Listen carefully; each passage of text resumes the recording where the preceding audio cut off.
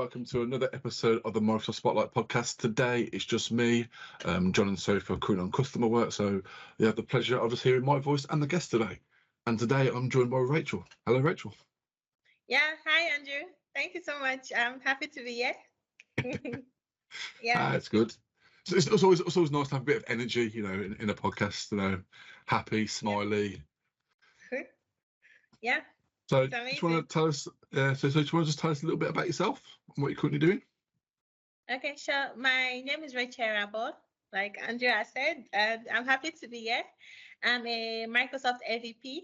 I recently joined the program in January. This is February, yeah. So I joined the program in January, and I'm a Microsoft Power Platform developer and Dynamics 365 CRM developer. I'm also a technical writer. I love contributing to the Microsoft blog post, and I also have a personal newsletter and article. And I'm also a Power Platform advocate. I love calling myself a Power Platform advocate. So yeah, I think that's enough about me. Yeah, cool. And obviously we met last year at the South Coast Summit. So you came to the session that me and John run about women in tech. And obviously that's when I've seen you, like, you know, on LinkedIn for quite a while before that. So it was just like, well, there you go. You could be a potential guest. So I thought I'd obviously come and introduce myself and finally get on to have this conversation today. Yeah, thank you so much. And your session was really nice. I enjoyed it a lot. Yeah, your session last year. Yeah, I mean, we've got so many. I mean, I think we said it on this podcast in the last episode we did with Chris. Obviously, he was one of the guests on the panel. You know, he took so much out of it, and obviously then I think he had a conversation with yourself and with Avlev. And it's just nice to obviously get people in the room who are, you know, passionate about making a change and making a difference. Yeah, it's amazing. Yeah, it's really, really amazing. And I think a lot of persons shared their different views and talked about how to be an ally to women in tech. So it's good. Yeah.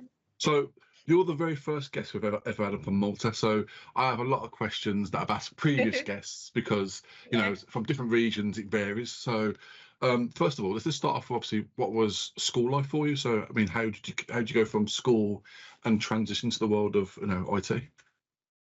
Okay, from transitioning from school to IT. Okay, I think that's an amazing question. Thank you. I recently graduated, and that was this is 2024. Okay, yes, in 2024. I graduated in 2022.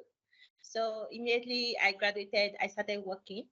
But when you say transition into tech, so I was in my final year when I got to know about like careers in tech, that coming into tech is not really that big mountain that nobody can cross into, because I've heard a lot about, there's tech, there are a lot of things, TV, obviously people are making this. So, but I did not really have an idea that, tech is something I can come into.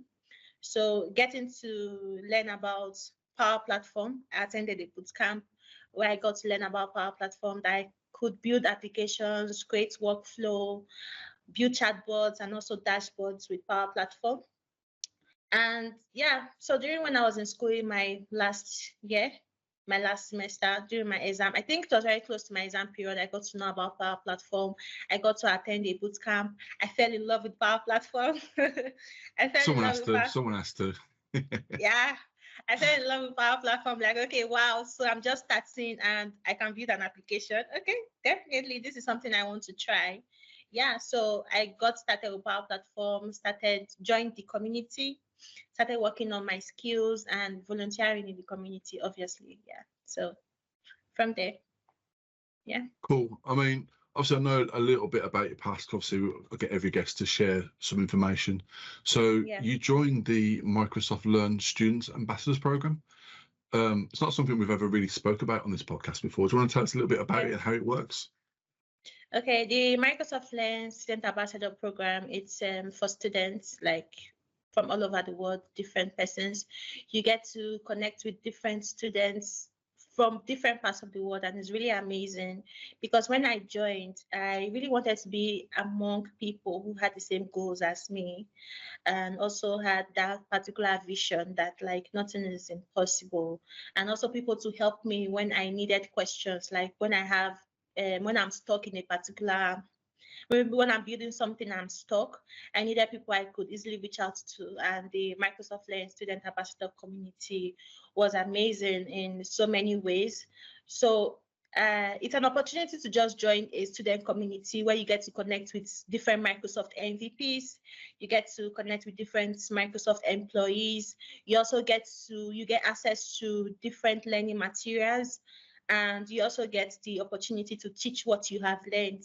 Like, because there's something I strongly believe in, is that when you learn, like when you're learning a technology or learning a platform, and you obviously have to build projects while learning.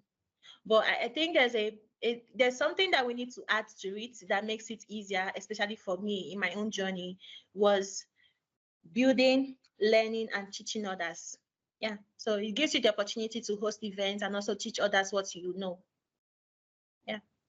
Okay, cool. So I've heard like the program name bounced around a few times and seen different people from what was Twitter, which is now X. I've completely come off that now. I can't be dealing with it. Yeah. You know, I've heard obviously the program, so it's just nice obviously to get a flavour of what it actually is, because you know, I mean, how does one join the program, and you know, is it open to everyone? Can you basically join from any country? Is it regionalized? Okay, it's open to everybody, which is something I love about the Microsoft Learn Student Ambassador Program. It's open to everyone, whether you're in college, whether you're in university. In Nigeria, we have something called Polytechnic. It's also part of the educational system. So whether you're in the Polytechnic, whether you're in college, wherever you are eligible to apply for the Microsoft Learn Student Ambassador Program. And it's available to all regions and all countries. Yeah. It's amazing. Okay, cool. So you just touched on something then. So obviously, you know, originally you are from Nigeria, I reckon. Yes, yeah. I'm from Nigeria. And obviously you've then moved over to Malta. So what made you make that change? Because obviously normally people obviously go to like one of the bigger countries, but what made you go to Malta? Okay, I got a job here in Malta. Like I said, I graduated 2022. So I got a job on Dynamics 365 CRM and Power Platform. So I got a job in Malta, and yeah, I relocated to Malta. Yeah. So since obviously being in Malta, what has life been like for you? Has there been any like challenges that you've had to basically overcome? Obviously, it's going from a completely different country to another. It's been amazing. Like I wish I could show you, but my view, I stay in an apartment, and the view I have is the view of the ocean. So it's really, really beautiful. Yeah. So anybody that comes to my place, they're like, okay, when you go to the balcony, they're like, okay, wow, this is amazing. So yeah, so I'm staying in, yeah. So the view is amazing. And also Malta is an island.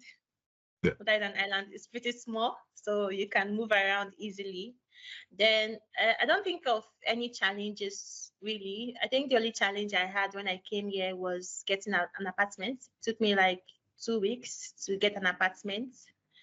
Then I think when you change to a different country, you just have to, I don't speak too much, especially when I don't really know the person and it's a new place. So I think it was a bit hard for me to feel more relaxed.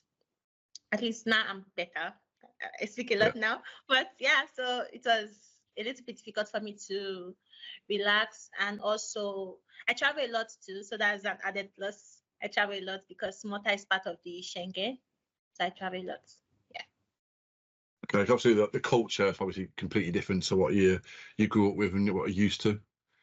Yeah, the culture is different. It's different from Nigeria, and I see a lot of persons. They are more I think I don't really know how to point them out, but they are quite different. And I think especially the work culture too is quite different. It's more free. I've not worked in Nigeria because I just graduated, but from what stories I have heard, it's very, very quite different and better than the work culture I had in my country. Yeah. So with that obviously transition period, going to Malta, getting yourself an apartment, how did you like start networking, and is there many communities within Malta? Yeah, they are not much communities. I don't really go out that much. I'm mostly on my system 24/7. But when I got to Malta, yeah, I noticed that there is no Power Platform community and Dynamics community. And I was like, okay, let me work on this. Let me invite anybody who is interested to join me so that we can create a community here in Malta. So myself and for sure, we created a community in Malta. That was last year. I think early or late last year. We created a community here in Malta and we host the events in Microsoft Office here in Malta. Yeah. And apart Okay. from that, there's a data community in Malta too. And I know the person hosting it. And we're actually he is planning to, I'm trying to help. Yeah, he's planning to hold like a global Azure bootcamp here in Malta. So yeah. Yes, Okay, communities here in cool. Malta. Yeah. So what's the women in tech community like? What's the dynamic of the team that you're working in? Okay. It's amazing. I think that was one of the things that's really interests me a lot is that you do not get to see that much difference between women and men in tech. Here in Malta. There are a lot of women who are in tech. There are a lot of men also who are in tech, and they are very cooperative. They reach out to you to ask you like, do you need any help? Is there any difficulty you are having? Stuff like that. So it's really amazing to have someone out there who is ready to actually lift you up. Yeah, so it's pretty amazing. Yeah. So there's a good support network when it comes to obviously women in tech. Is there many male allies that basically are very proactive within your own business or just in Malta in general? Not, I do not know. I can say I do not have an idea. I do not have an idea. But for women I speak with a lot of women and they are very supportive. Yeah. That's good. They're very supportive. Yeah.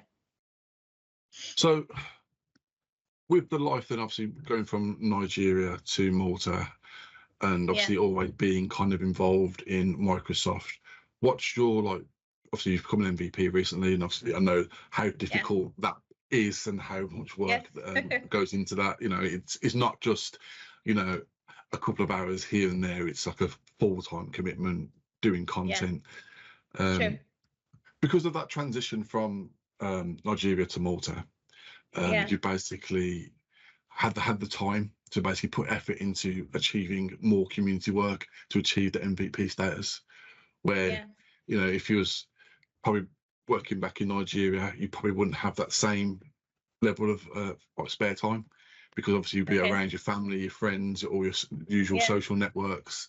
Where obviously you've gone to Malta and you've got all this additional time that you didn't have before. So that's kind of helped push you on. Yeah, I think when I was in Nigeria, I think I do more community work now than it's more structured. I can say my community work now is more structured than when I was in Nigeria. I was not staying with my parents when I was in Nigeria. I was staying in the hostel, like my own place, not really in the school environment, my own place in Nigeria. So I had a lot of time to actually work on the community. So I didn't really have anybody like sending me on errands, stuff like that. I was just focused on my schoolwork and then on upskilling and also the community, contributing to the community. So I can say with me coming to Malta, it's different because I have the opportunity to travel. I have the opportunity to travel to different country because recently, beginning of this month, I traveled to Estonia to speak at the Cloud Technology Conference, Tallinn Conference, and it's being in Malta is different because I have the opportunity to travel. And now, before I left, I'm actually doing the same thing I was doing in Nigeria and doing it here in Malta because I also have a podcast called A Girl in Love with Tech. I have a newsletter. I have a Medium. I have an article on Medium. I also have a YouTube channel. Everything I'm doing basically is just to actually upskill myself because when I started my journey, I'm not like I said, I don't I don't know how to speak to people, especially if it's the first time I'm meeting them. Then when I started my journey, I was not a very outspoken person. I was not able to communicate clearly. and also to, like, when people call my name in a gathering or in a call, I'll start stuttering because I had anxiety. At least now I'm speaking very well.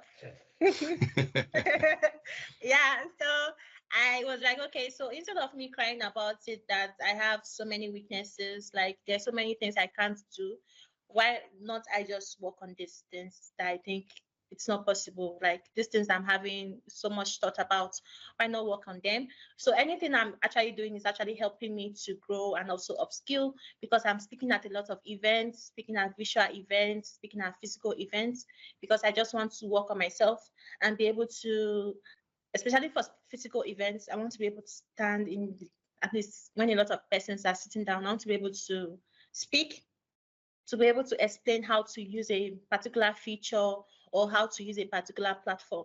So yeah, so everything is basically more structured now that I'm in Malta. And it's actually nice too that I have support from where I work.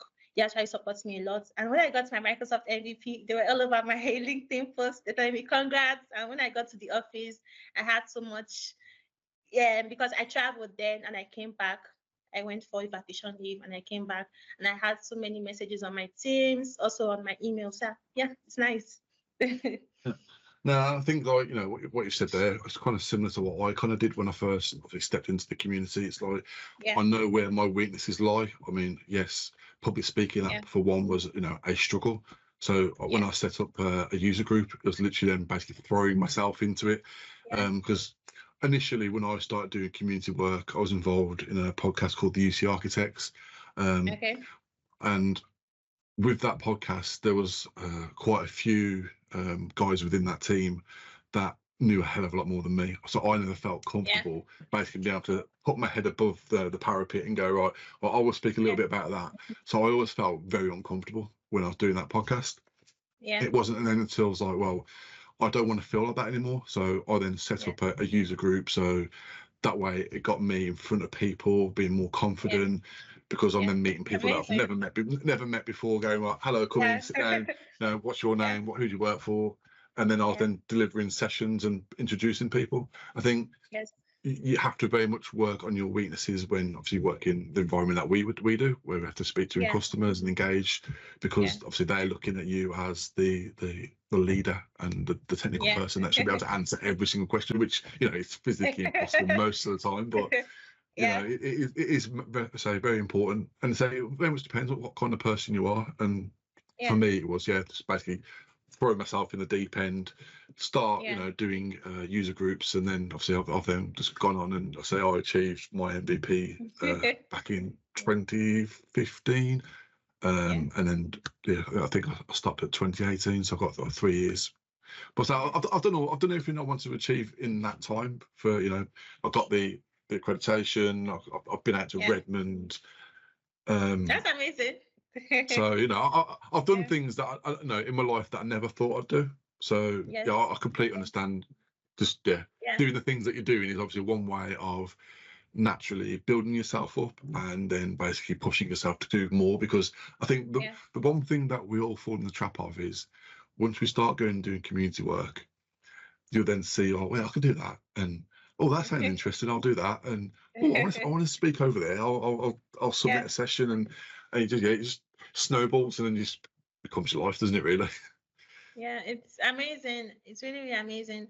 Especially, I think one thing that is also nice to pick up is that, like, especially for me, because I take it more like fun. Try and have fun with it, not to get overwhelmed. I also try and use it to work on myself. So yeah, it's pretty amazing. And you like to be everywhere because there are so many events happening everywhere.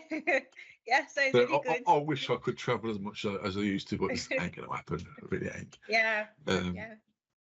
So, as a young woman coming from Nigeria, if you had to go back to Nigeria and speak to girls who want to follow the similar career path as you, what would your advice be?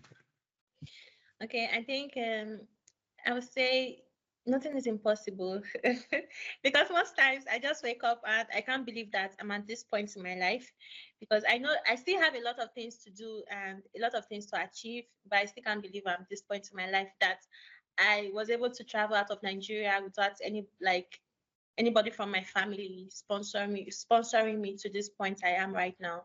So if I get back to Nigeria and I speak to anyone, I'm just going to tell them that nothing is impossible. You just have to put in the work.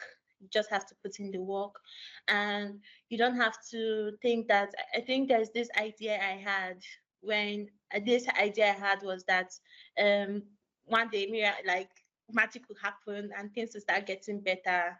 You just have to know that nobody's coming. You have to take your life seriously. You have to do things. You have to make things happen. You have to make things happen for yourself. You have to pursue your goals. There's no need sitting down and dreaming, like daydreaming, because I daydream a lot. Yeah. So there's no need sitting down and daydreaming. Instead of daydreaming, why don't you just work on it? And also, tech is amazing.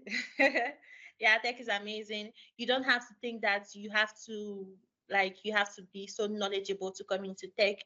You don't have to think that you have to be so brilliant to come into tech. Nothing is impossible if you put in the work. And also, I would say that you're your biggest supporter. Support yourself. You don't have to wait for people to acknowledge you. You don't have to wait for people to tell you that, oh, Rachel, you're good, you're clinical, you're this one, you're that one. You just have to be your own biggest supporter. Then I would say not to compare yourself with anyone too. While you are learning, while you are in your journey, you don't have to compare yourself that, okay, I started at the same time as this person and I'm still below. This person is doing so much. This person is doing that. This person is doing that. So your yesterday and your today. So you should be competing. You should be competing with your yesterday, with your now. Yeah. Yeah. And I'll say coming to Power Platform. Power Platform is amazing and the community is amazing. They are so selfless. They reach out to you, ask you, how are you doing? It's amazing because when I got into the community, I was like, okay, does this exist? Yeah, so I'll tell you to join Power Platform and come into the community. Yeah. Okay, I've got a question which I've never really asked before. So I might say probably a new thing for the podcast. So if you went into a room with obviously a bunch of young people and as you spoke about what you're currently doing, what would be your elevator pitch to get them to go into Power Platform? I think it's always be the community. It will always be the community. I think we have the Dynamics 365 Power Platform user group physical meetup here in Malta, and I'm one of the co-organizers. The other co-organizer for Shu, he was talking about the community, like the Power Platform community. There was something he mentioned that I really, really thought about, because I was like, okay, when I started this journey and I did not really have any support, where would I be right now? Because he was saying that, okay, there was a point where he was learning, I think that was Java. He was learning Java. He just joined, like he just came into the tech world and he was learning Java, and he was trying to he built something and he was trying to build an interface for it to see how that works. And he checked, that was a long time ago. He checked online and there was no resources on that particular thing he wanted to build. And there was also no community or anybody he could reach out to that he could ask a question about, okay, what can I do here? I'm stuck. So I think the selling point I would always say is the community. And also Power Platform, when you are getting started, you don't have to know how to code in order to join the Power, in order to build applications or solve business problems with Power Platform. Yeah. I think that's probably, the right thing to say. As soon as you step into any of the, Microsoft pillars, whether it's M365, Azure, security or whatever, there is obviously generally a good feel when you join the community, because you start networking with people who are going to not only just advocate you, but also push you as well, because they probably see something in you that didn't really see in yourself, and they go, well, you could do more here. Why aren't you? Yeah.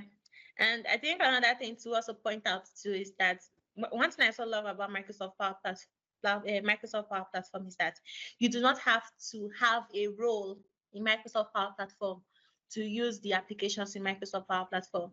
You can be a data analyst, a business analyst, and you can use Power Automate. You can use Power Apps. No matter where you are or what role you are doing, you can use an application in Power Platform. So that's one thing also I love about Power Platform. Yeah. I mean, I am a complete novice when it comes to Power Platform. I mean, I use Power Automate for certain things that I do, like with the podcast. So when you submit your form to me, I'll get Power Automate to basically send me an email going, yes, you submitted the form. You.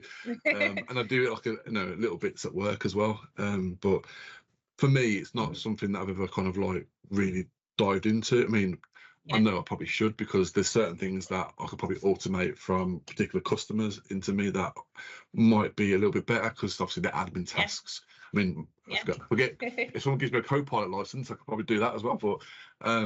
But yeah, I think Power Platform is quite a useful toolkit to have, because obviously the things that you can do, how you can manipulate your data, does benefit me on a day-to-day basis.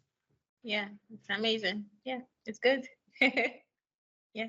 So obviously we spoke a lot about your past and what you're currently doing. So what is like the future goals for yourself? Where do you see yourself going? I mean, I know obviously around the corner we've got MVP Summit. So are you off to MVP Summit?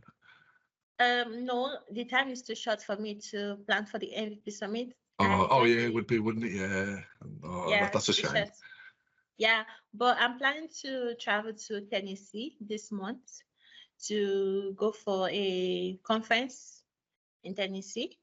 Then I say future goals, I can say that I'm planning to speak more at physical events, so I can work on myself to be able to to speak to people. I think one of the goals I have is that to be able to speak in a room of 1,000 people or more. Hopefully, fingers crossed. Yeah, to be able to speak in a room of 1,000 people or more. And also, I don't know if it's possible, but they say there's nothing possible if you actually ask. I think one of the goals too I have is speaking at or hosting being a part of the Microsoft Ignite, maybe this year or next year or any years. I'm still here, so yeah. Whenever you can get someone convince you to give you an opportunity. Yeah, and when anybody gives me an opportunity, I'm ready, because I'm already working on myself to be able to do that. And then I can say upskilling, working on my skills, working on my code, learn how to code, and also learning Dynamics, Power Platform, improving myself, working all around, and also improving my soft skills, because I don't want to just work on my technical skills and neglect my soft skills. So also work on my soft skills. Yeah. So maybe more future goals might add to it, but I think that's all I can think about right now. Yeah, I mean, obviously it's hard. It's a tough question, because what you think now probably won't be what you think in the future. You may have life changes, career changes, your goals will may slightly change. So like my goal for this podcast is obviously to keep going as long as possible, speaking to obviously different people from different regions, because again, it's one way of educating myself about the world, because I learn about different people from different regions. But also it's the important part of this whole entire podcast, it's sharing people's stories, because if I don't do it, who else is going to? So I could sit here all day long, probably talk about tech, but it's going to be outdated in 2 minutes time when Microsoft release a new product update.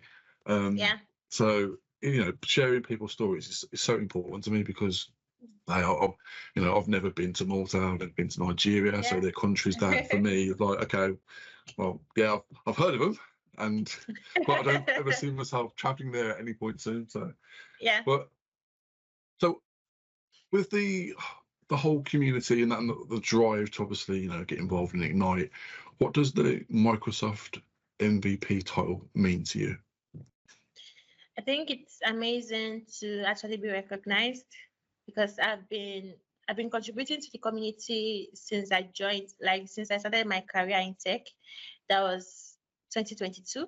I started my career in tech. I got to know our Power Platform November 2021, and then I started contributing to the community January 2022.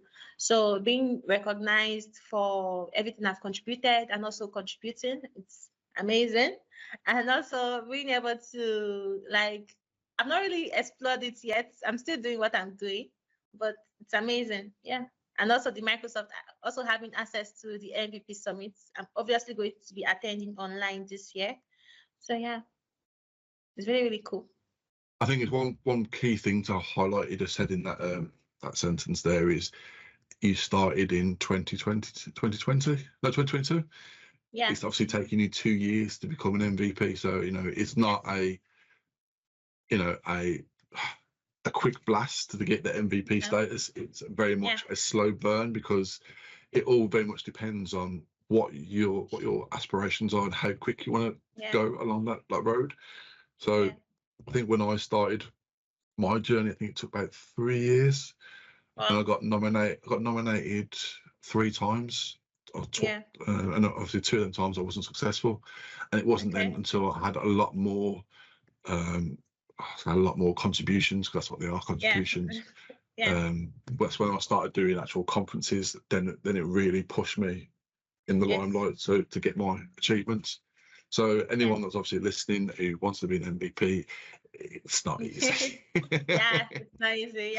It's not easy. And I love, there's something you just mentioned that I love a lot, is that you mentioned being nominated first time, nominated second time, and third time, because a lot of persons, when they are nominated first time and they don't get it, they become discouraged that, okay, there's no need pushing too much towards this anymore. So failure is not denial. Not getting it is not denial. The one thing for me though is you get nominated once, you have to fill out that horrible form. It's stressful. There's no easy way of inputting that data into that form, so it's all manual entry. It's like you have to just come on, Microsoft, you know what I mean? You've got an easy way of doing it. It took me a month to actually fill that form. It took me a month. It's stressful. So obviously the key thing is any contributions that you're doing, make sure you make a note of them, because if you don't, then obviously, as you say, it took you a month to play. If you don't have that list of contributions, you're going to be scratching around. Well, I did that. Where was it? And I need evidence to go with it. So it's not nice. And the annoying thing is, obviously, you fill out that form once for the first nomination, you then got to fill out the form again for the second one. Again.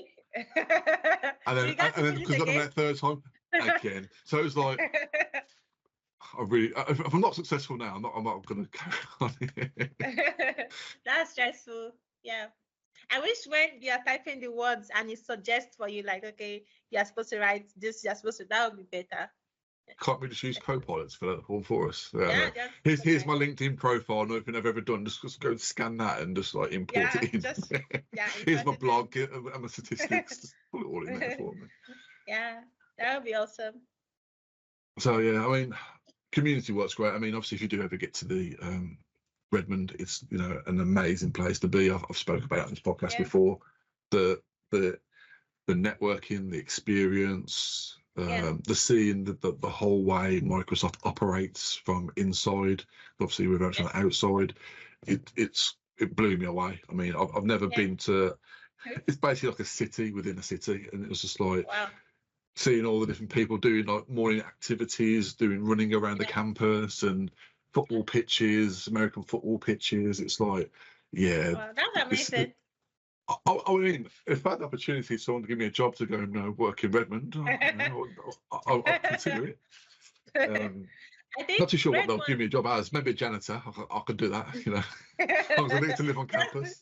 I think Microsoft, they have a new campus now, right? Yes. Okay, they have it. I saw the picture online. It's beautiful and it's big. I can't wait to see it. Amazing. I mean, I have to say, of all the places I've ever visited in my life, I would go back to Seattle tomorrow, because it was just completely different. Climate-wise, it's similar to where I live in the UK. Obviously, it can be nice, it can be wet, but I think from a city and walking around and seeing something different, I'd go over there tomorrow if I could.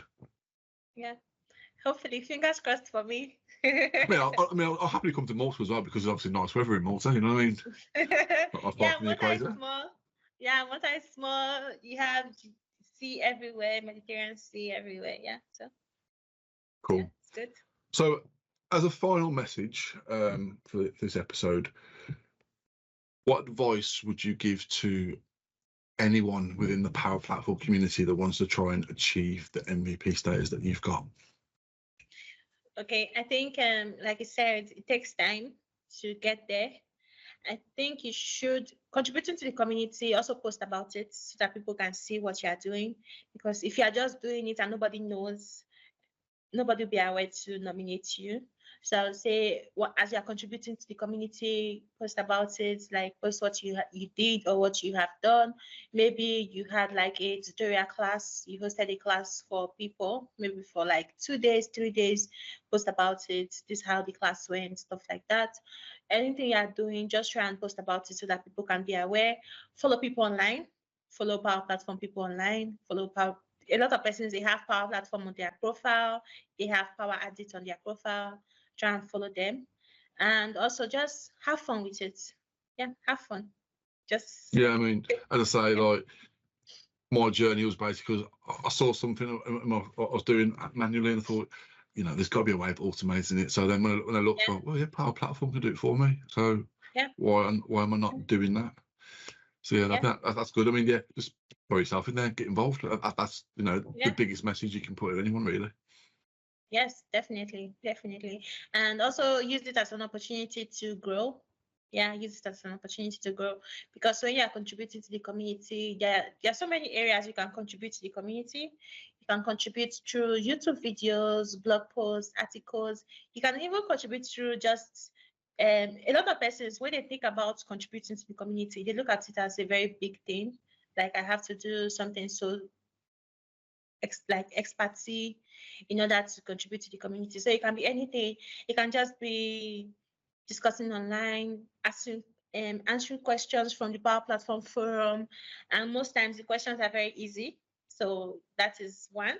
You can also hold classes, write blog posts. If you're not a person who likes doing videos or likes writing, you can just find something and contribute to the community. Or you can also speak at your local meetups, either visually or physically. So there are so many things a lot of persons are doing out there. You just figure out your thing and see what works for you.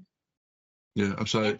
If you're ever unsure of obviously contributing to go to a meetup, because you'll obviously meet people who are, wanting to do the same or already doing it. So that's a really good suggestion. Cool. Right, Rachel, thank you for joining me today, and basically laughing and smiling all the way through, which you have done. It's been interesting, obviously, having a conversation with someone that I met. Was it 6 months ago? Yeah, 6 months ago. Yeah, I think it was okay. Yeah, it's not 6 months. That was in the UK. Yeah. So thank you for joining me today, and everyone else listening. I will see you on the next episode. Yeah, thank you. Bye. Thank you. Thank you for listening to the Microsoft Spotlight podcast. Please make sure you hit that like, share, and subscribe button to help us promote our message. You can also follow us on Twitter at MSFT Spotlight, and we're also on LinkedIn, the Microsoft Spotlight podcast. And finally, we'd like to tell you a little bit about BitTitan and thank them for sponsoring this podcast. Remote migrations start here. Let Migration Wiz do the work for you. It's fast, secure, and 100% SaaS, which means you can migrate at any time and from anywhere.